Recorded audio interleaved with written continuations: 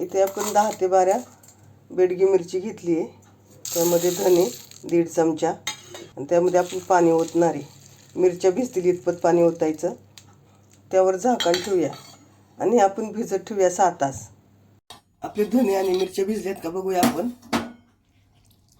आपले धने आणि मिरच्या भिजल्यात.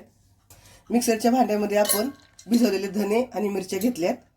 त्यामध्ये खोबरं 1 वाटी खोबरं आहे, आलं आहे, थोड्याशा लसणाच्या पाकळ्या आहेत आणि 1 कच्चा टोमॅटो घेतलाय. आता आपण मिक्सरला बारीक करून घेऊ.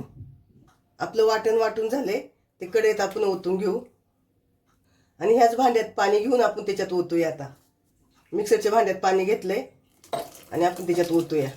मिक्स करून घ्यायचं. आपण परत पाणी ओतूया. हे घट्ट आहे, अजून थोडंसं पाणी ओतूया आपण त्याच्यात. तुम्हाला जेवढं घट्ट पातळ पाहिजे तेवढं पाणी ओता.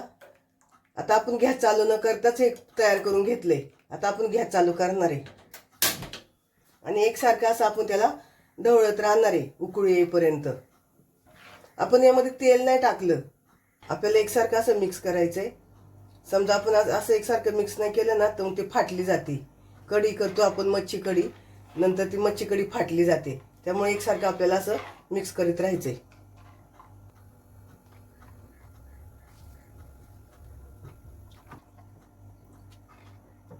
आपल्या कढीला उकळी आली त्यामध्ये आपण कोलंबी टाकून घेऊया.